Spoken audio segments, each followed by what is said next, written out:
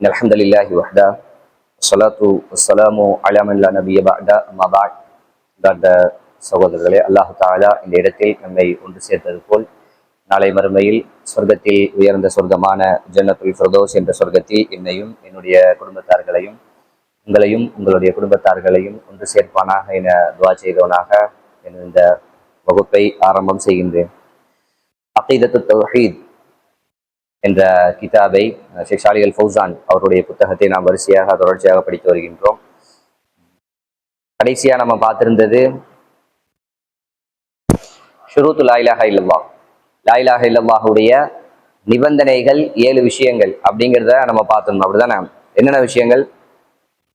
அல் இல்ம், அல் யகீன், அல் கபூல், அல் ஸித்க், அல் இன்கியாத், அல் இஹ்லாஸ் வல் மஹப்பா. இந்த 7 விஷயங்களும் லா இலாஹா இல்லல்லாஹுடைய ஷுரூத், நிபந்தனைகள் அப்படிங்கிற விஷயத்த நம்ம ரொம்ப ஆழமா இல்லாம மேலோட்டமான விஷயமா நம்ம பார்த்திருந்தோம். அடுத்ததாக நவாகிதுல் இஸ்லாம், அடுத்த தலைப்பு என்னன்னா இஸ்லாத்தை முறிக்கக்கூடிய காரியங்கள். என்னதான் நிபந்தனைகள் எல்லாம் சரியான முறையில இருந்து லா இலாஹா இல்லல்லாஹ் சொல்லி அதன்படி அமல் செஞ்சு வந்தாலும் நம்மிடத்துல ஏற்படக்கூடிய ஒரு சில விஷயங்கள், செயல்பாடுகளாலேயோ நம்முடைய நாவாலேயோ ஏற்படக்கூடிய ஒரு சில விஷயங்கள் நம்மிடத்தில் இருக்கக்கூடிய இஸ்லாத்தை முறிச்சிடும். அப்படின்னா என்ன அர்த்தம்? இஸ்லாத்தை விட்டு வெளியேற்றிடும் அவரை. இஸ்லாத்தை முறிக்கக்கூடிய காரியங்கள் அப்படின்னா அது அவர்கிட்ட நிகழ்ந்துச்சு அப்படின்னா அது அவரை இஸ்லாத்தை விட்டு வெளியேற்றிடும். சரியா? அந்த மாதிரியான ஒரு சில விஷயங்கள் இருக்கு. இதற்குத்தான் பாபு ரித்தா அப்படிங்கிற தலைப்புல கிதாபுகள் எல்லாம் இது சம்பந்தமான செய்திகள் வரும். மிக பிரபல்யமானது ஷேக் முஹம்மது இப்னு அப்துல் வஹாப் அவர்களுடைய நவாகிதுல் இஸ்லாம் என்று சொல்லப்படக்கூடிய ஒரு கிதாப். ரொம்ப கிதாபுன்னு சொல்ல முடியாது அதை, ஏன்னா ஒரு 1.5 பக்கம் தான் அரபியில வரும். இதுல அதே இதைதான் டிரான்ஸ்லேஷன்ல கொடுத்துருக்காங்க, அதே விஷயத்த மட்டும். சரியா? இதுலயே ஒரு 2.5 பக்கம் தான் தமிழ் டிரான்ஸ்லேஷன்லயே இருக்கு. சரியா? அந்த அளவுக்கு ஒரு சின்ன புக்கு. அதை ஷேக் ஸாலிஹ் அல் ஃபௌசான், இந்த கிதாபுடைய ஆசிரியர் இருக்காங்கல்ல, அவங்க அதுக்கு ஷரஹ் எழுதியிருக்காங்க, விளக்கம் எழுதியிருக்காங்க. அது ஒரு 200 சொச்ச பக்கங்கள் வரும். சரியா? அதுதான் பிரபல்யமானது. நவாகிதுல் இஸ்லாம்ல ஷேக் அவங்க ஒரு 10 விஷயங்களை கொண்டு வருவாங்க. ஷேக் முகமது அப்துல் வஹாப் அவர்கள், இமாம் முகமது அப்துல் வஹாப் அவர்கள் ஒரு 10 விஷயங்களை கொண்டு வருவாங்க. அதுதான் ரொம்ப மிக முக்கியமான இஸ்லாத்தை விட்டு வெளியேற்றக்கூடிய 10 விஷயங்கள். சரியா? இந்த 10ஐயும் ரொம்ப ஆழமாக இல்லாமல் மேலோட்டமாக முகமது இப்னு அப்துல் வஹாப் இமாம் அவர்கள் எந்தெந்த விஷயங்கள் எல்லாம் மேலோட்டமா எப்படி சொல்லியிருப்பாங்களோ அதை மட்டும் இதுல டிரான்ஸ்லேட் பண்ணிருக்கு. மற்றபடி டீப்பான விஷயங்கள் இதுல இல்லை. ஏன்னா ஷேக் புத்தகத்தை எழுதும் போதே என்ன சொல்லி இருந்தாங்க? இலகுவான முறையில தான் நான் இதுல என்ன செஞ்சிருக்காங்க அப்படின்னா அந்த புத்தகத்துல பெரும்பாலான விஷயங்களை கவர் பண்ணியிருக்காங்க. இல்லைங்களா? இந்த புத்தகத்துல அகீதா தொடர்பான பெரும்பாலான விஷயங்களை கவர் பண்ணியிருக்காங்க. அவ்வளோத்தையும் டீப்பா சொல்லணும் அப்படின்னா இவ்வளவு பெருசு இருக்கும் புக்கு. இல்லைங்கச்சா? அவ்வளோ அகீதாவுடைய விஷயங்களையும் டீப்பா சொல்லணும் அப்படின்னா ரொம்ப பெருசா இருக்கு. அதனாலதான் அவங்க ஆரம்பத்திலே சொல்லியிருந்தாங்க, நான் இந்தந்த இமாம்களுடைய கிதாபுகள் எல்லாம் இருந்து எடுத்திருக்கேன்னு சொல்லிட்டு அதெல்லாம் ரொம்ப இலகுவா தான் நான் தந்திருக்கேன், ரொம்ப டீப்பா நான் போகல, ரொம்ப இலகுவா தான் தந்திருக்கேன்னு சொன்ன மாதிரி அவங்க இதுல இமாம் முஹம்மது இப்னு அப்துல் வஹாப் அவர்களுடைய அந்த நஸ்ஸை மட்டும் அப்படியே டிரான்ஸ்லேட் பண்ணி தந்திருக்காங்க. எந்த ஷரஹும் இதுல கிடையாது, விளக்கங்கள் கிடையாது. சரியா?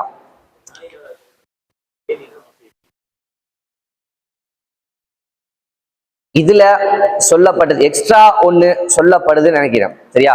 பெரும்பாலாக சொல்லப்படக்கூடிய விஷயங்கள் இந்த 7 விஷயங்கள் தான். சரியா? பெருவாரியா சொல்லப்படுறது இந்த 7 விஷயங்கள் தான். ஷேகவங்களும் இந்த 7 விஷயங்களை தான் நமக்கு சொல்லியிருக்காங்க. நம்ம இந்த கிதாபை படிக்கிற அடிப்படையில இந்த 7ஓட எடுத்திருக்கோம். சரியா? அடுத்ததா முதல் விஷயம் இதுல நவாகிதுல் இஸ்லாம், இஸ்லாத்தை ஒருவருடைய இஸ்லாத்தை முறிக்கக்கூடிய விஷயங்கள்ல முதல் விஷயம் நமக்கு தெரிஞ்சது ஷிர்க் வைக்கிறது, இணை வைப்பு. 2வது ஆரம்பத்தில் நான் அதை சொல்லிக்கிறேன். என்ன அப்படின்னா இந்த நவாகிதுல் இஸ்லாம் 10 விஷயங்கள் இருக்கா இல்லையா? இது ஒருவரிடத்துல ஏற்பட்டா அது அவருடைய இஸ்லாத்தை முறிச்சு இஸ்லாத்தை விட்டு வெளியேற்றும். எந்த நிலையில அப்படிங்கிறத புரிஞ்சுக்கணும். எப்படிப்பட்ட நிலையில அவரிடத்துல இந்த விஷயங்கள் நிகழ்ந்தால் அது அவரை இஸ்லாத்தை விட்டு வெளியேற்றும் அப்படின்னா, ஒண்ணு அதை அவர் முழுமையா அறிஞ்சிருக்கணும். அப்படின்னா அவருக்கு தெரிஞ்சிருக்கணும், இதை நான் செஞ்சா என்ன இது இஸ்லாத்தை விட்டு வெளியேற்றிடும் அப்படிங்கிறது அவருக்கு தெரிஞ்சிருக்கணும். ஒண்ணு.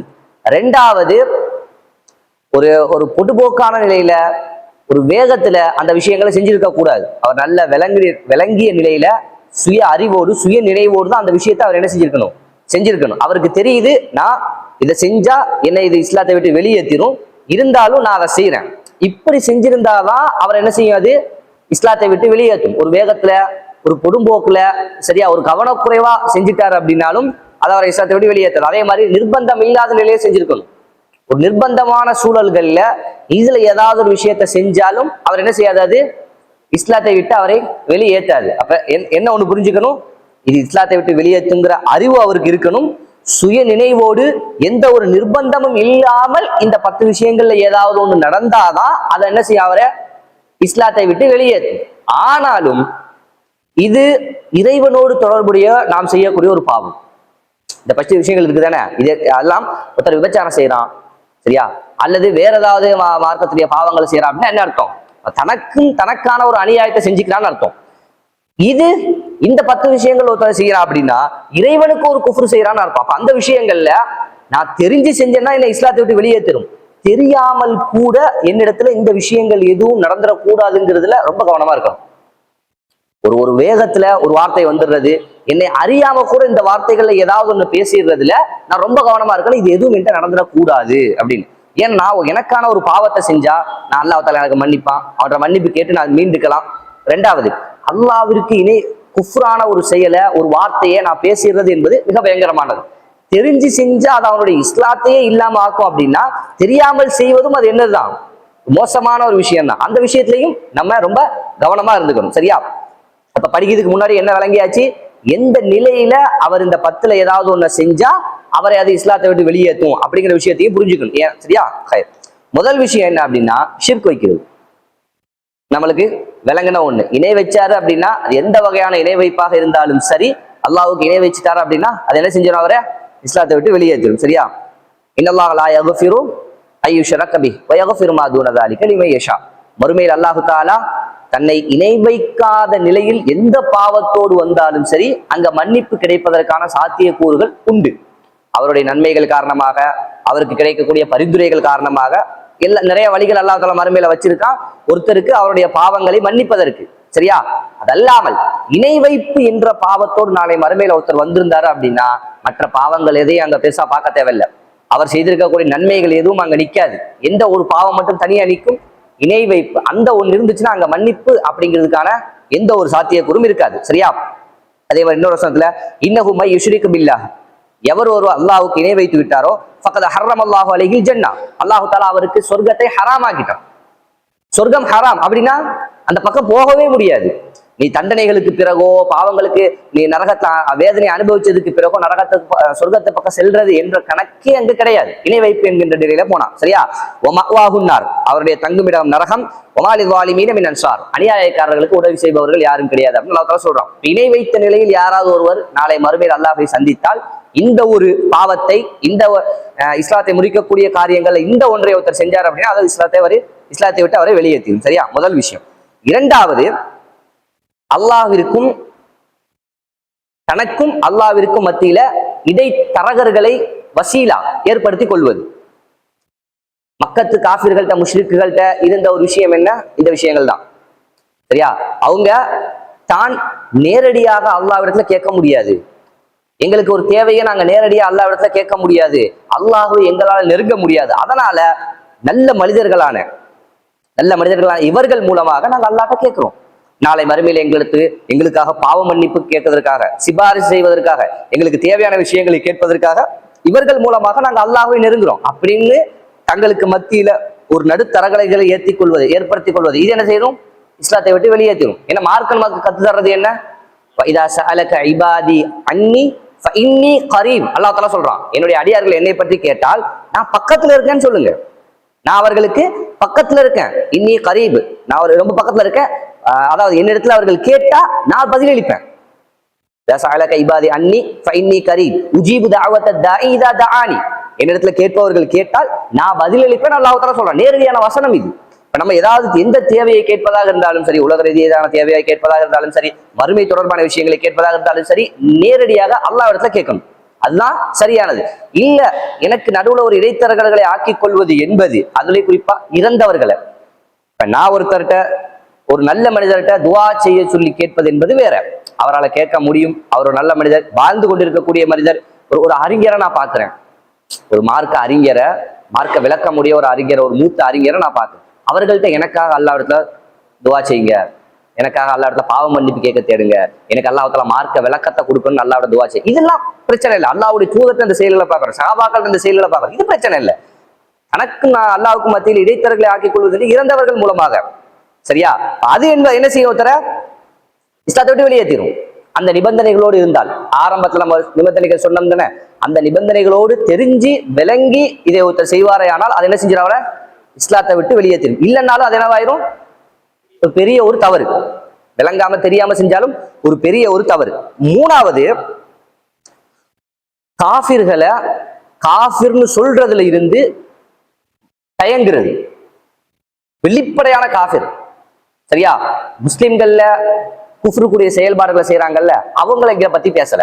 வெளிப்படையாக, உதாரணமா கோயிலுக்கு போகக்கூடிய, தான் பிறந்ததிலிருந்து தன்னை ஒரு முஸ்லிம் அல்லாத ஒரு மனிதனாக காட்டி அவனுடைய செயல்பாடுகள் எல்லாம் பார்க்கிறோம். எல்லாமே முஸ்லிம் இஸ்லாத்துக்கு வெளியே உள்ள செயல்பாடுகள் தான். சின்ன வயசுல அவன்கிட்ட இருக்கு அவனுடைய செயல்பாடு. இஸ்லாத்துக்கும் அவனுக்கு எந்த தொடர்பும் இல்லாத ஒரு முஸ்லிம் அல்லாத ஒரு மனிதன் நம்ம பார்ப்போம்ல, அந்த மாதிரி வாழக்கூடிய ஒரு மனிதர். இப்ப இவரை பார்க்கும்போது நம்ம என்னதான் சொல்லணும்? காஃபிர்னு சொல்லணும்.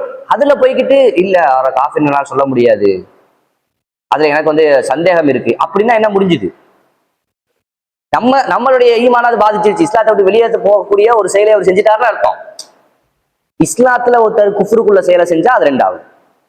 அதை உறுதிப்படுத்தணும், அதுல நம்ம தெளிவாகணும். ஒரு வார்த்தை அப்படி சொல்லிட முடியாது. அதனால அல்லாஹ் சொல்றாங்க, இது காலலி அஹீஹி யா காஃபிர், மன் காலலி அஹீஹி யா காஃபிர். முஸ்லிமான ஒரு சகோதரனை பார்த்து யாரு காஃபிர்னு சொல்றாரோ ஃபக்கத் பாஅ பிஹி அஹதுஹுமா, அது ரெண்டு பேர்ல ஒருத்தருக்கு போய் சேர்ந்துரும். ஒரு முஸ்லிம் இன்னொரு முஸ்லிமை பார்த்து காஃபிர்னு சொன்னா அது என்ன ஆயிரும்? ரெண்டு பேர்ல ஒருத்தருக்கு போயிரும். அப்படின்னா என்ன? சொல்லப்பட்ட ஒரு உண்மையிலேயே ஒரு காஃபிராக இருந்தால், அவர்கிட்ட முழுமையான இஸ்லாத்தை விட்டு வெளியேற்றக்கூடிய செயல் தெளிவாக நடந்திருக்கு அப்படின்னா அவர் என்னவாயிருவாரு? அவன் சொன்ன வார்த்தை கரெக்ட் தான், அவர் என்னதான்? காஃபிர் தான். இல்ல, அவர்கிட்ட அந்த மாதிரியான செயல்பாடுகள் இல்லை அப்படின்னா அது என்ன ஆயிரும்? திரும்பி இவருக்கு வந்துரும் அப்படின்னு சொல்லக்கூடிய விஷயங்களை பார்க்கிறோம். அப்படின்னா அவர் அது இஸ்லாத்தை விட்டு வெளியேற்றிடாது. அதனாலதான் சேகவங்க அந்த விஷயத்தை இதுல கொண்டு வரல. சரியா? அதை என்ன செஞ்சிடாது? அவரை இஸ்லாத்தை விட்டு வெளியேற்றிறாரு. ஒரு மோசமான காரியத்தை அவர் பேசிட்டாருன்னு அர்த்தம். அதான் இந்த ஹதீஸ் விளங்கப்படுத்துது. அறிஞர்கள் அப்படிதான் விளங்கப்படுத்துறாங்க. ரெண்டு பேர்ல ஒருத்தருக்கு அது போய் சேர்ந்துரும் அப்படின்னா அவர் காஃபிர் ஆயிடுவாரு, அப்படி இல்லைன்னா இவர் காஃபிர் ஆயிடுவாரு அப்படின்னு அர்த்தம் அல்ல. இவர் என்ன செஞ்சிட்டாரு? ஒரு பெரும் ஒரு மோசமான வார்த்தையை தன்னுடைய நாவல இருந்து சொல்லிட்டாரு. ஒரு முஸ்லிமான சகோதரனை பார்த்து காஃபிர் என்று சொல்வது மிக மோசமான ஒரு வார்த்தை. அல்லாஹ்விற்கு நாம் சொல்லக்கூடிய வார்த்தைகள் இருக்குதானே, அல்லாஹ்வுக்கு பிள்ளை இருக்கிறது அல்லது மத்த விஷயங்கள் அல்லாஹ் கூட இப்படி சொல்றாங்க, இது மிக மோசமான கொடிய வார்த்தை. இதுக்கு அடுத்ததாக ஒரு மோசமான வார்த்தைன்னா என்னது? சக முஸ்லிம் ஒரு மனிதனை பார்த்து காஃபிர் அப்படின்னு சொல்றது. சரியா? அதே மாதிரி முனாஃபிக் அப்படின்னு சொல்றது. சரியா? இந்த மாதிரி வார்த்தைகள்லாம் நம்ம எங்கேயுமே என்ன செய்யக்கூடாது? பயன்படுத்தவே கூடாது. தேவையே இல்லாத ஒரு வார்த்தை. எவ்வளவு பார்த்தாலும் சரி, அவரை பார்த்து ஒரு முஸ்லீம், அவருடைய பேர் முஸ்லீமான பேர் வச்சிருக்காரு, அப்துல்லான்னு பேர் வச்சிருக்காரு. அப்பப்ப ஜும்மாக்கு மட்டும் பள்ளிக்கு போனாலும் சரி, இல்ல பெருநாளுக்கு மட்டும்தான் அவர் தொழுவ வர்றாரு. பெருநாளைக்கு அவர் தொழுவ வர்றாருல, தொழுவ யாரு காட்டின கட்டளை? அல்லாஹு தாலா காட்டின கட்டளை தானே. அப்ப அது செய்ய அவர் வர்றாரு தானே. அப்ப நான் அவரை காஃபிர்னு சொல்றதுக்கு எனக்கு தேவையே இல்லாது. விளங்குச்சா? இப்ப நம்ம யாரை கண்டிப்பா காஃபிர்னு சொல்லணும்? ஒட்டுமொத்த செயல்பாடுகளும் வெளிப்படையா தெரியுது. என்னன்னு? இவருக்கும் இஸ்லாத்துக்கும் எந்த சம்மதமும் இல்லை. பிறந்ததுல இருந்து அவருடைய குடும்பம், அவருடைய செயல் எல்லாமே இஸ்லாத்துக்கு முரணான செயல்கள். அப்படின்னா அவர் என்னதான் சொல்லணும்? காஃபிர்னு சொல்லணும். அதுல என்ன செய்யக்கூடாது? சொல்ல மாட்டேன்னு சொல்லக்கூடாது, அதுல சந்தேகம் வரக்கூடாது. இதெல்லாம் வந்தா அது என்ன செஞ்சிடும்? நம்மள இஸ்லாத்தை விட்டு வெளியேற்றிடும். சரியா? இது மூணாவது. நாலாவது, வழிகாட்டுதல்களில் எல்லாமே நபி ஸல்லல்லாஹு அலைஹி வஸல்லம் எதை நமக்கு காட்டி தந்தாங்களோ அதுதான் நம்மளுக்கு என்னது? ஆக சிறந்தது. உலகத்தில் உள்ள எல்லாரும் சேர்ந்து நபி ஸல்லல்லாஹு அலைஹி வஸல்லம் அவருடைய வழிமுறைகள்ல ஏதாவது ஒண்ணு, இது என்ன ஒரு நாகரிகமான செயல்பாடா தெரியலையே, இது ஒரு பக்குவமான ஒரு விஷயமா தெரியலையே, இது இந்த காலத்துக்கு பொருத்தமானது மாதிரி தெரியலையே, இப்படின்னு எதை சொன்னாலும் சரி நம்முடைய உள்ளத்துல என்ன வந்துடக்கூடாது? ஒருவேளை இது சரியான ஒரு வழிமுறையா இல்லையோ, இந்த காலகட்டத்துக்கு பொருத்தமானதாக இல்லையோ, இந்த நாகரீகத்துக்கு பொருத்தமானதா இல்லையோ அப்படிங்கிற சந்தேகம் கூட நம்முடைய உள்ளத்துல வந்துடக்கூடாது.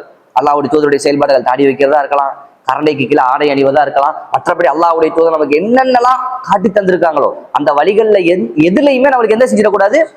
மற்றவர்களுடைய வழிமுறை சிறந்ததாக பற்றக்கூடாது. அல்லாஹ்வுடைய தூதர் காட்டி தந்த அந்த வழிமுறை தான் நமக்கு சிறந்ததா இருக்கணும். மற்றவர்களுடைய வழிமுறைகள் எதுவும் அல்லாஹ்வுடைய தூதர் இப்படி சொல்லியிருக்காங்க, இவங்க வந்து இந்த மாதிரி சொல்றாங்களே, இது இன்னும் கொஞ்சம் நல்லா இருக்கு, இது இன்னும் கொஞ்சம் நல்லா இருக்கு, இது நமக்கு இன்னும் கொஞ்சம் இந்த காலகட்டத்துக்கு இப்ப இருக்கக்கூடிய ஜெனரேஷனுக்கு இது பொருத்தமானதா இருக்கு, இப்படிங்கிற சிந்தனை வந்தாலே என்னாச்சு, அது அவரை இஸ்லாத்தை கூட்ட வெளியேற்றக்கூடிய ஒரு இடத்துக்கு கொண்டு வந்துடும். விளங்குச்சா? உலக ரீதியான மற்ற விஷயங்கள்ல எல்லாம் வேற. அல்லாஹ்வுடைய தூதர் நமக்கு நேரடியாக வழிகாட்டி இருப்பாங்கல்ல ஒரு சில விஷயங்கள் எல்லாம், இதெல்லாம் இப்படி நடந்துக்கணும், இந்த விஷயங்கள்லாம் செய்யணும், இதெல்லாம் என்னுடைய வழிமுறை, இதைதான் நீங்க பின்பற்றணும் என்று அல்லாஹ் ஒருத்தர் காட்டி தந்த வழிகள்ல மற்றவர்களுடைய விஷயங்கள் எதுவும் நமக்கு பெருசா படக்கூடாது. விளங்குச்சா? அது சிறந்தது, அது நல்லா இருக்கு, அல்லாஹ்வுடைய தூதர் காட்டி தந்த இதை விட அது சிறந்ததாக இருக்கே என்ற எண்ணம் கூட நமக்கு வந்துடக்கூடாது. சரியா? அதை பெஸ்டா இருக்கு அப்படின்னு பாத்திரக்கூடாது. யாருடைய வழிமுறையை விட?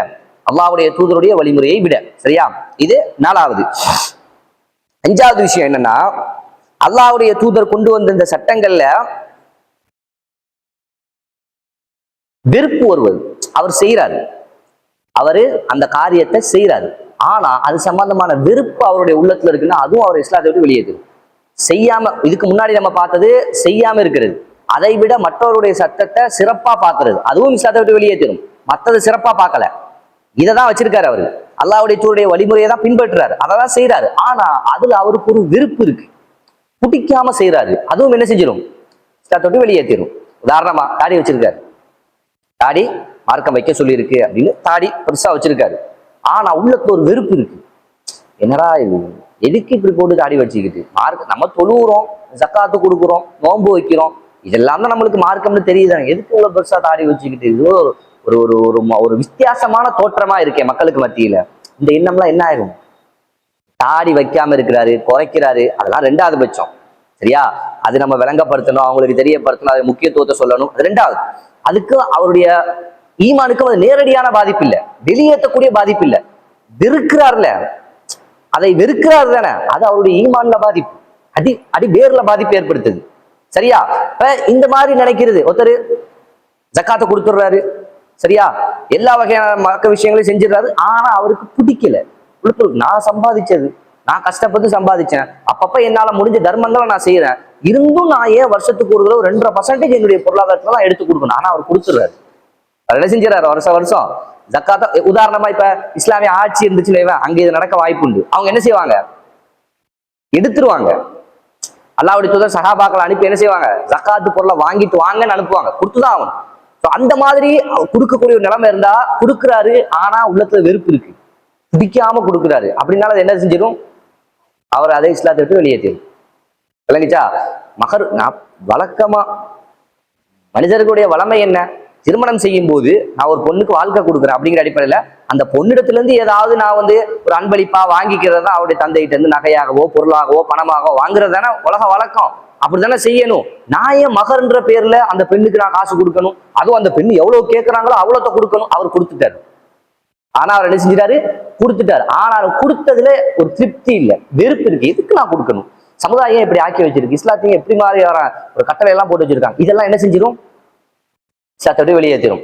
ஒரு பெண்ணுக்கு அவருடைய கணவன் 4 திருமணம் செய்ய என்ன உண்டு? அனுமதி உண்டு. ஒரு பெண் தாராளமா வேணான்னு சொல்லலாம், அதாவது ஏத்துக்கணும் ஒரு பெண். ஆனா இயற்கையில அவங்களுக்கு என்ன வரும்? ஒரு ஒரு ஒரு ஒரு எங்க நமக்கு நம்ம மேல இருக்கக்கூடிய ஒரு அன்பு குறைஞ்சிருமோ, நம்மளை விட்டு தூரம் ஆகிடுவாங்க, இது பயம் இருக்கிறது இயல்பு. இதே மார்க்கம் தவறுன்னு சொல்லல, இந்த மார்க்கம் தவறுன்னு சொல்லல, இது இருக்கிறது இயல்பு. எங்க பிரச்சனை வரும்? அது என்ன மார்க்கம் இப்படி ஒரு சட்டத்தை போட்டிருக்கு? அது என்ன ஆண்களுக்கு மட்டும் 4 திருமணம் செய்ய அனுமதி? ஏன் அப்படி இந்த சிந்தனை வருது தானே, இது என்ன செஞ்சிடும்? தொட்டு வெளியேற்றிடும். இந்த சிந்தனை வரக்கூடாது. ஏன்? குர்ஆன்ல அல்லாஹ் தஆலா சொல்றான், மா தாபலக்கும் மின நிசாஇ மஸ்னா வ சுலாஸ வ ருபா, உங்களுடைய உள்ளங்களுக்கு விருப்பமானதாக 1ஆகவோ 2ஆகவோ 3ஆகவோ 4ஆகவோ திருமணம் செய்து கொள்ளுங்கள். அல்லாஹ் தஆலாவுடைய சட்டம் அது. அங்க என்ன செய்யக்கூடாது? வெறுப்பு வரக்கூடாது, சந்தேகம் வரக்கூடாது, அதை ஏத்துக்கிட்டு தான் ஆகணும். அல்லாஹ் தஆலா கொடுத்தது, அவன் படைச்ச படைப்புக்கு என்ன கொடுக்கணும், எதை அனுமதிக்கணுங்கிறது யாருக்கு தெரியும்? அல்லாஹ்வுக்கு தெரியும். அவன் அனுமதிச்சானா அது சரிதான். இருந்தாலும் கடைசியில் அந்த வசனத்தை அல்லாஹ் தஆலா என்ன சொல்றான் அப்படின்னா, அதாவது உங்களால நீதமாக நடந்து கொள்ள முடியாது நீங்க பயந்தீங்கன்னா ஒண்ணு போதுமானது அல்லாஹ் தஆலா சொல்லி முடிக்கிறான் அந்த வசனத்தை. இந்த விஷயங்களை இதுக்கேற்ற மாதிரி ஒரு பெண் புரிஞ்சுக்கணும். இந்த இடத்துல என்ன 4 திருமணம் செய்ய ஆண்களுக்கு மட்டும் மார்க்கம் அனுமதிக்குதுன்னு இந்த சட்டத்துல வெறுப்பு வந்துச்சுன்னா அதை என்ன செஞ்சிடும்? இஸ்லாத்தை விட்டு வெளியேற்றும். வெறுப்பு வரக்கூடாது. தன்னுடைய கணவன்கிட்ட பேசலாம், வேணான்னு சொல்லலாம், சரியா? எதற்காக? இதெல்லாம் ரெண்டாவது, இதெல்லாம் ஒரு பெண்ணிடத்துல இயற்கையாக இருக்கக்கூடிய விஷயங்கள். ஆனா இந்த சட்டத்தை, இந்த வசனம் சொல்லக்கூடிய விஷயத்தை வெறுப்பது என்பது தொட்டு வெளியேற்று. அதே மாதிரி அல்லாஹ்வுடைய தூதர் சொல்லக்கூடிய விஷயங்களில் ஏதாவது ஒன்றை நிறைவேற்றினாலும் அதை வெறுத்தால், அவர் செய்யறாரு, செஞ்சாலும் அதை வெறுத்தா அதை என்ன செஞ்சிடும்? இஸ்லாத்தை விட்டு அவரை வெளியேற்றிடும். சரியா? இது அஞ்சாவது. ஆறாவது, அல்லாஹ்வுடைய மார்க்கத்தில் இருக்கக்கூடிய, அல்லாஹ்வுடைய தூதர் சொல்லி தந்த மார்க்க விஷயங்கள் ஏதாவது ஒன்றை கேலி செய்வது, கேலியாக கிண்டலாக பேசுவது, அல்லாஹ்வுடைய தூதருடைய வழிகாட்டுதல்களே, அல்லாஹ்வுடைய தூதர் நமக்கு சொல்லி தந்த விஷயங்களில் ஏதாவது ஒன்றை கேலியாக கிண்டலாக பேசுவது என்பது என்ன செஞ்சிடும்? இஸ்லாத்தோட வெளியேற்றிடும். சரியா? அல்லாஹ் தஆலா சொல்றான், குல் அபில்லாஹி வ ஆயாத்திஹி வ ரசூலிஹி, அல்லாஹ்வுடைய வசனங்களிலும் அல்லாஹ்வுடைய தூதரிடத்திலும் குன்தும் தஸ்தஹ்சிஊன், நீங்க கேலி செஞ்சுக்கிட்டு இருக்கீங்களா? அல்லாஹ்வுடைய விஷயத்துல, அல்லாஹ்வுடைய வசனங்களுடைய விஷயத்துல, அல்லாஹ்வுடைய தூதருடைய விஷயத்துல நீங்க கேலி செஞ்சுக்கிட்டீங்களா? லா தஅதிரு கத் கஃபர்தும் பஅத ஈமானிக்கும், நீங்க ஈமான் கொண்ட பிறகு நிராகரிச்சிட்டீங்க. அல்லாஹ் தஆலா வசனத்துல நேரடியா சொல்றான், சந்தேகமே இல்ல, நீங்கள் ஈமான் கொண்ட பிறகு உங்களுடைய ஈமானை நிராகரித்து விட்டீர்கள். எதன் மூலமாக? அல்லாஹ்வையோ, அல்லாஹ்வுடைய வசனங்களையோ, அல்லாஹ்வுடைய தூதருடைய வழிமுறைகளையோ கேலி செய்வதன் மூலமாக. ஒரு சில இடங்கள்ல நமக்கு தெரியாம ஏற்பட்டுரும். உலக ரீதியான ஏதாவது சின்ன விஷயங்களுக்கு வசனத்தை ஆதாரமா சொல்லுவோம், ஹதீஸ்களை சொல்லுவோம், ஒரு கிண்டலா ஒரு விஷயம் நம்ம பேசிட்டு இருப்போம், அதுக்கு தொடர்புடைய ஏதாவது வசனங்கள் ஹதீஸ்கள் நம்ம படிச்சதா இருக்கும், அந்த விஷயங்கள் அந்த இடத்துல சொல்லிட்டு இருப்போம். இதெல்லாம் கூடாது. இது நேரடியா கேலி செய்யற ஒரு விஷயம் அல்ல, அதோடு தொடர்புடைய ஒரு விஷயம். கேலி செய்யற விஷயம்லாம் நேரடியா அந்த வசனமோ அந்த ஹதீஸோ எதை சொல்லி இருக்கோ அதுல இருக்கக்கூடிய விஷயத்தை சொல்லி அதை கிண்டல் பண்ணுவது, அதை கேலி செய்வது, அதுதான் அல்லாஹ்வுடைய தூதர் சொல்ல, அல்லாஹ் இந்த இடத்துல இருக்கக்கூடிய விஷயம், அல்லாஹ் அந்த வசனத்தை சொல்லக்கூடிய விஷயம். சரியா? அது அவர் என்ன செஞ்சிடும்? இஸ்லாத்தை விட்டு வெளியேற்றிடும். ஒரு வசனத்தை அவர் அப்படி பேசி அந்த வசனத்தை சொல்லக்கூடிய விஷயங்களை, இது என்ன, இதெல்லாம் அப்படின்னு சொன்னார்னா அதை என்ன செஞ்சிடும்? அவரை வெளியேற்றிடும், இஸ்லாத்தை விட்டு வெளியேற்றிடும். அல்லாஹ்வுடைய தூதருடைய ஒரு வழிமுறையை அவரு சொல்லி காட்டி அப்படி கேலி செஞ்சாருன்னா அதை என்ன செஞ்சிடும்? இஸ்லாத்தை விட்டு வெளியேற்றிடும். விளங்குச்சா? கேலிதான் அது. ஆமா, இது என்ன? அல்லாஹ்வுடைய ரிசாலத்திலேயே அவர் சந்தேகப்படுறாரு, அவர் ஈமான் போச்சுன்னு அர்த்தம். அவர் என்ன செய்தார்? இப்படி இதெல்லாம் எப்படி அல்லாஹ்வுடைய தூதர் சொல்லியிருப்பாங்க? இதெல்லாம் பாக்குறதுக்கு அல்லாஹ்வுடைய சொன்ன மாதிரியே இல்லையே. ஒரு ஹதீஸ்ல வந்திருக்கு அப்படின்னா அந்த ஹதீஸ் பலமானதா பலகீனமானதா இந்த சந்தேகம் வரலாம். செய்தியை பார்த்துட்டு இது பலமான ஹதீஸா, சரியான ஹதீஸா, பலகீனமான ஹதீஸா, அறிஞர்கள்ட்ட கேட்டு விளக்கம் பெறணும் அப்படின்ற ஒரு முடிவுக்கு அவர் வரலாம். அது தப்பு இல்லை. சரியா? போய் கேட்கிறாரு, அறிஞர்களை பார்த்து விசாரிக்கிறாரு. கேட்கக்கூடிய அறிஞர்கள் பெரும்பாலான என்ன சொல்றாங்க? இந்த ஹதீஸ் ஆதாரபூர்வமானது. அப்படிங்கும் போது உள்ளம் என்ன ஆயிருந்தோம்? அல்லாஹ்வுடைய தூதர் சொன்னதுதான் மௌத்தார வரைக்கும் இதை நான் கடைபிடிப்பேன், மற்றவங்களுக்கு இதை நான் சொல்லுவேன், அந்த இடத்துக்கு வந்துடணும். அதுக்கப்புறமும் இதை எப்படி அல்லாஹ்வுடைய தூதர் சொல்லியிருப்பாங்கன்னு வந்தா முடிஞ்சுது. அல்லாஹ்வுடைய தூதர் ரிசாலத்துல அவன் என்ன செஞ்சிட்டாரு? சந்தேகப்பட்டுட்டாரு. விளங்குச்சா? அதெல்லாம் அவரை டோட்டலா இஸ்லாத்தை விட்டு வெளியேற்றக்கூடிய விஷயம். சரியா? இது ஆறாவது. சரியா? ஏழாவது, சூனியம் செய்வது, செய்வனை செய்வது, இந்த மாதிரி விஷயங்கள்ல ஏறாவது ஒன்றை அவரு உண்டாக்கினால், செஞ்சுட்டாரு அப்படின்னா, சூனியம் வச்சுட்டாரு அப்படின்னா, செய்வனை வைக்கிறது, இதெல்லாம் ஒருத்தர் செஞ்சுட்டாரு அப்படின்னா அதை என்ன செஞ்சிடும்? அவரை இஸ்லாத்தோட வெளியேற்றிடும். சரியா? அது குர்ஆன்ல சொல்லி காட்டப்பட்டிருக்குது. அந்த மாதிரி செயல்பாடுகள் நடந்ததாக குர்ஆன் ஹதீஸ்ல சொல்லி காட்டப்பட்டிருக்கிறதெல்லாம் நம்ம பார்க்கலாம். இப்போ யாராவது ஒருத்தர் அதை கத்துக்கொண்டு அதை ஒருத்தர் செய்யறாரு அப்படின்னா அதை என்ன செஞ்சிடும்? அவரை இஸ்லாத்தை விட்டு வெளியேற்றிடும். இதுல இந்த கணவன் மனைவிக்கு இடையில இருக்கக்கூடிய அந்த விஷயங்களுக்கு ஒரு ஒரு வகையான செய்வினைகள்லாம் உண்டு. அந்த மாதிரி செய்வினை செய்யும் போது அந்த கணவன் அந்த மனைவியை சுத்தி சுத்தி வரக்கூடிய ஒரு நிலையை அது ஏற்படுத்தும், ஒரு மயக்க நிலையை அவருக்கு ஏற்படுத்தும். இந்த மாதிரியான விஷயங்கள்லாம் இருப்பதாக ஹதீஸ்கள்ல பார்க்கிறோம். இந்த மாதிரி விஷயங்கள் எல்லாம் செய்வது என்பது குஃப்ரு, செய்வது என்பது குஃப்ரு. இந்த விஷயங்கள்ல ஏதாவது ஒருத்தர் ஏதாவது ஒன்று செஞ்சாலும் அதை என்ன செஞ்சிடும்? அவரை இஸ்லாத்தை விட்டு வெளியேற்றிடும். சரியா? அடுத்ததா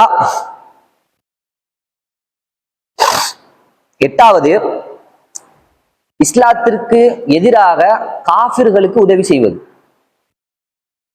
என்னது? இஸ்லாத்துக்கு எதிராக காஃபிர்களுக்கு உதவி செய்வது. பொதுவான உதவி வேற. ஒரு மனிதன் அடிப்படையில ஒரு கஷ்டத்துல இருக்காங்க, ஒரு தேவையில இருக்காங்க, ஒரு காஃபிருக்கு நான் உதவி செய்யறேன் அப்படின்னா அது வேற. அது மார்க்கம் நமக்கு சொல்லுது, அதை நம்ம செஞ்சுதான் ஆகணும்.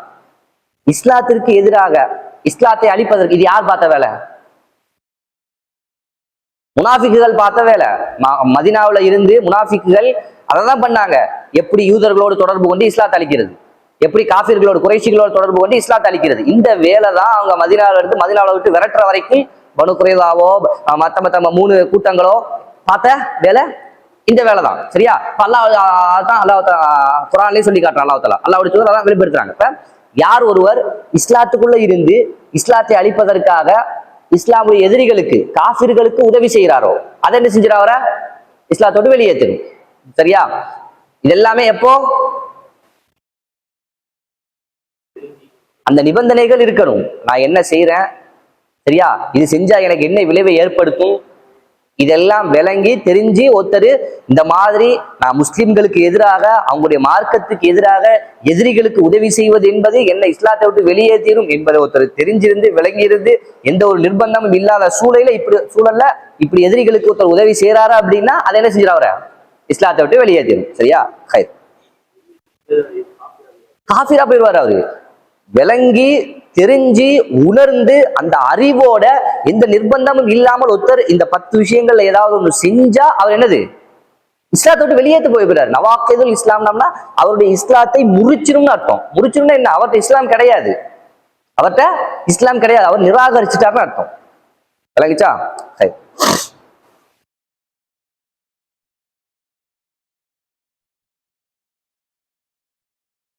அடுத்ததா 9வது விஷயம் என்ன சொல்லியிருக்காங்க அப்படின்னா, அல்லாஹுடைய தூதருடைய இந்த மார்க்கம் இருக்குதானே, இந்த மார்க்கத்தை விட்டு தூரமாகி இருப்பதற்கு சிலருக்கு விதிவிலக்கு உண்டு அப்படின்னு நினைக்கிறது.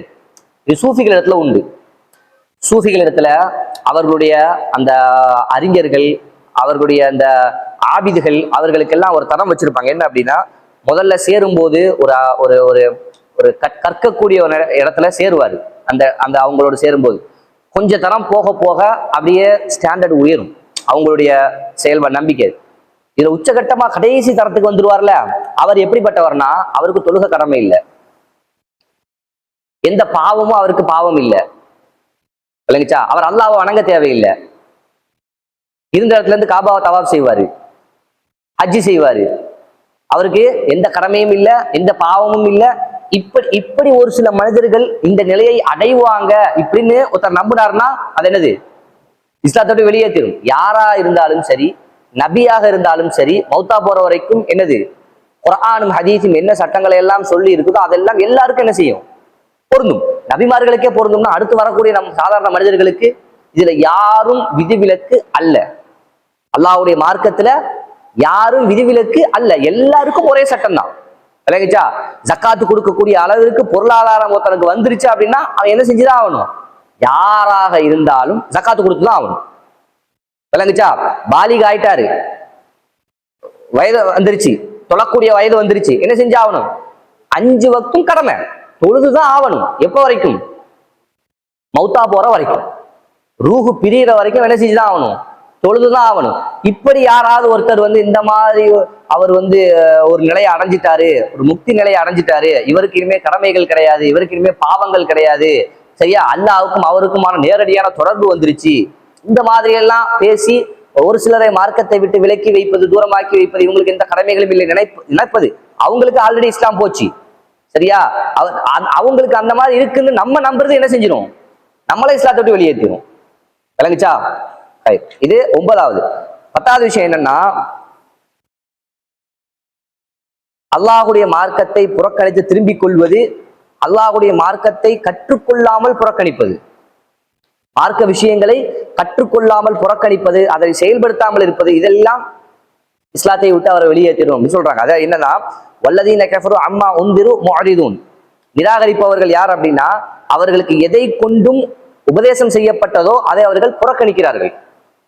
எதை கொண்டு அவர்களுக்கு உபதேசம் செய்யப்பட்டதோ அதை அவர்கள் புறக்கணிக்கிறார்கள். அதே மாதிரி ஒமன் அஸ்லமு மிம்மன் துக்கிர பி ஆயாத்தி ரப்பிஹி, மோசமான அநியாயக்காரன் யார் அப்படின்னா, யாருக்கு அல்லாஹ்வுடைய வசனங்கள் உபதேசிக்கப்பட்டு சொல்லி காட்டப்பட்டு சும்மா அழதான்ஹா, அதை விட்டு புறக்கணித்து போறானோ அவன் தான் அநியாயக்காரன். இன்னா மினல் முஜ்ரிமீன முன்தகிமூன், நிச்சயமாக நாங்கள் குற்றவாளிகளை பழிவாங்கியே தீர்வோம், இந்த பாவிகளை பழிவாங்கியே தீர்வோம் அல்லாஹ் தஆலா சொல்றான். அப்படின்னா மார்க்கத்துல இப்ப நம்ம படிச்சுட்டு இருக்கோம்ல, இந்த அடிப்படையான கல்வி இதெல்லாம் எல்லாருக்கும் தேவையான கட்டாயமான கல்வி. இந்த மார்க்க விஷயத்துல ஒரு விஷயம் சொல்லப்படுது, இதை செய்யக்கூடாது, இதை கட்டாயமா செய்யணும், இந்த விஷயங்கள் எல்லாம் நிறைவேற்றிதான் ஆகணும், இந்த பாவங்களை விட்டெல்லாம் தூரமாகிதான் ஆகணும் என்று சொல்லப்படுது. அதையெல்லாம் ஒருத்தர் கேட்டுக்கொள்ளாமல் புறக்கணிப்பது என்பது, அதாவது எப்படி அப்படின்னா, அவருக்கு சொல்லப்படுது இந்த விஷயங்கள் எல்லாம் செய்யக்கூடாது, மார்க்கத்தின் மீது எந்த ஒரு ஈடுபாடும் இல்லாமல் நான் தெரிஞ்சுக்கலாம் தேவையில்லை, நான் அதெல்லாம் தெரிஞ்சுக்க மாட்டேன், நான் தெரிஞ்சுக்க செயல்படுத்த போறதெல்லாம் கிடையாது, எனக்கு அது தேவையில்லை, இப்படி புறக்கணிக்க இருக்குதுன்னு இது அவர் இஸ்லாத்துக்கு வெளியேற்று. அவர் தெரியாம விளங்காம செஞ்சா வேற, தெரியுது இதெல்லாம் நான் படிக்கணும், இதெல்லாம் நான் தெரிஞ்சுக்கணும், இதை தெரிஞ்சுக்கிட்டாதான் நான் என்ன செய்ய முடியும், ஒரு முஸ்லீமாக சரியான முஸ்லீமாக வாழ முடியும், இதெல்லாம் தெரியுது, தெரிஞ்சிருந்தும் நான் படிக்க மாட்டேன், நான் கேட்க மாட்டேன், இதெல்லாம் எனக்கு தேவையில்லாது, நான் அதை படிச்சு நான் அதை ஃபாலோ பண்ண போறது கிடையாது, நான் இதை செய்ய மாட்டேன், இப்படி சொல்லி ஒரு புறக்கணித்தா என்ன செஞ்சிடும், அதோட வெளியேற்றிடும். ஏன்னா அவருக்கு தெரியுது, ஒவ்வொரு முஸ்லீமுக்கும் தெரியும் என்னது, இந்த விஷயங்களை நான் கட்டாயமா தெரிஞ்சுக்கணும், என்னுடைய வழக்க வழிபாடு விஷயத்தை நான் கட்டாயமா தெரிஞ்சுக்கணும், அதெல்லாம் நான் கடைபிடிக்கணும் என்னுடைய வாழ்க்கையில அப்படிங்கிறதுலாம் கட்டாயம். ஆனா அவரு படிக்க மாட்டேன், கேட்க மாட்டேன், நான் எதையும் செய்ய மாட்டேன், எந்த ஒரு விஷயமும் எனக்கு தேவையில்லை, இஸ்லாத்துல எந்த விஷயத்தையும் என்கிட்ட கொண்டு வராதீங்க, அதை பத்தி என்கிட்ட பேசாதீங்க, இது குரான் இப்படி சொல்லுது, ஹதீஸ் இப்படி சொல்லுது, இந்த விஷயங்களை என்கிட்ட சொல்லாதீங்க, அதெல்லாம் நான் எதையும் செய்ய போறது கிடையாது, இப்படி ஒருத்தர் புறக்கணிச்சாருன்னா அதை என்ன செஞ்சிடும், அவரை இஸ்லாத்தை விட்டு வெளியேற்றக்கூடிய இடத்திற்கு கொண்டு வந்துடும் என்று ஷேக் அவங்க சொல்லக்கூடிய இந்த 10 விஷயங்கள், நவாகிதுல் இஸ்லாம் என்று சொல்லப்படக்கூடிய இஸ்லாத்தை முறிக்கக்கூடிய 10 விஷயங்கள். இதை சொன்னது யாரு, முஹம்மது இப்னு அப்துல் வஹாப் அவர்களுடைய 10 விஷயங்கள். வேற சிலரும் நிறைய விஷயங்கள் சொல்லியிருந்தாலும் ஷேக் அவங்களுடைய இந்த 10 விஷயங்கள் இந்த நவாகிதுல் இஸ்லாம்ல மிக பிரபலியமானது அப்படிங்கிறதுனால ஷேக் ஷாலி அல் ஃபௌசான் அவர்கள் அவருடைய கிதாப்ல இந்த 10 விஷயங்களை கொண்டு வந்திருப்பதை நாம் பார்க்க முடியுது. இன்ஷா அல்லாஹ் வரக்கூடிய நாட்டில் மீதம் இருக்கக்கூடிய விஷயங்களையும் படித்து தெரிந்து கொள்ளக்கூடிய மக்களாக அல்லாஹ் தஆலா அனைவரையும் ஆக்கியல் புரிவானாக. வாஹிர் தஅவானா அல்ஹம்துலில்லாஹி ரப்பில் ஆலமீன். அஸ்ஸலாமு அலைக்கும் வரஹ்மத்துல்லாஹி வபரகாத்துஹு.